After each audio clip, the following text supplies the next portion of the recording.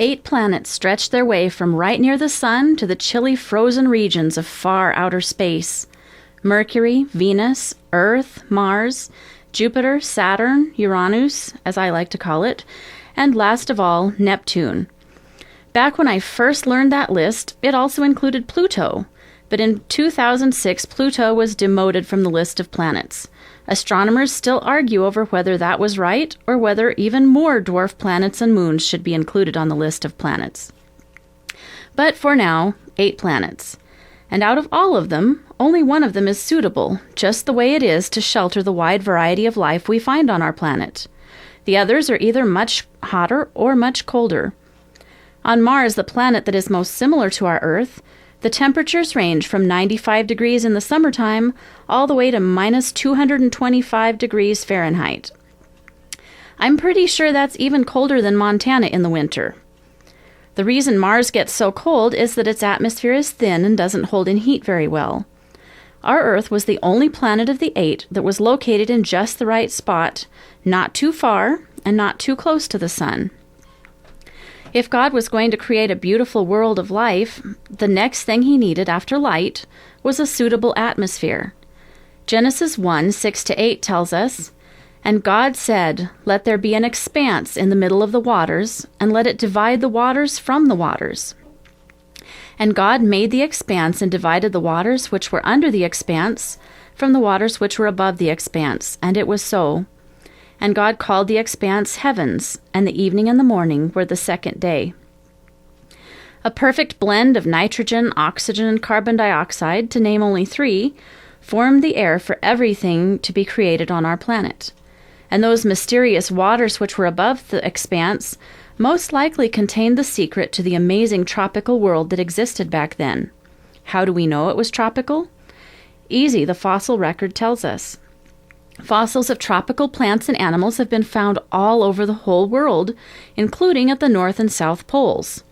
For one example, in 2009, NBC shared an article about a tropical turtle fossil that was found high up in the Arctic Circle most of the way to the North Pole. The protective atmosphere God made for us kept the whole world evenly heated and with a mild climate. It must have been amazing to go anywhere on the whole planet, any season of the year, and find it just like Florida, warm and sunny. The third day, things really started to happen. And God said, "Let the waters under the heavens be gathered together to one place, and let the dry land appear." And it was so. And God called the dry land earth, and he called the gathering together of the waters seas. And God saw that it was good.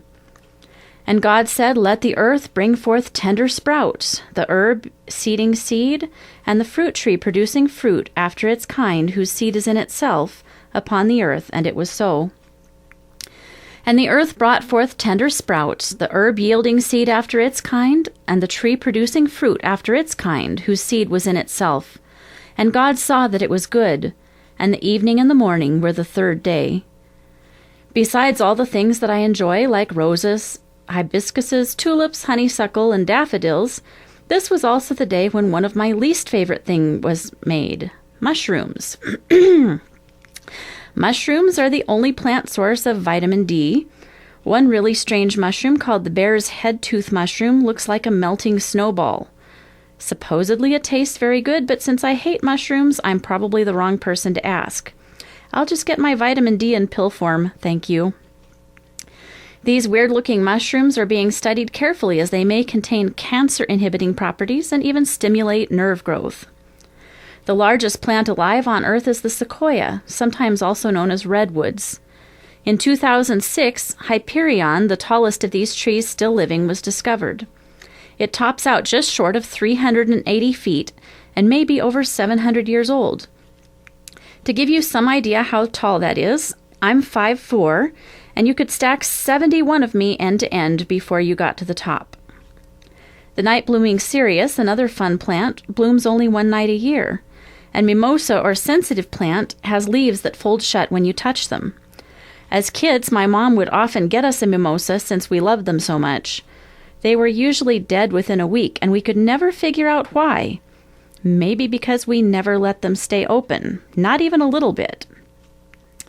So in only 72 hours, This little cold black sphere had transformed into a glowing blue and green gem, carpeted with lush grass and trees from one end to the other. The breeze rustled the leaves and tiny waves lapped on the shorelines, but there was no other sound. Light, air, and plants. It was lovely, but it wasn't finished yet. And God saw that it was good, and the evening and the morning were the third day.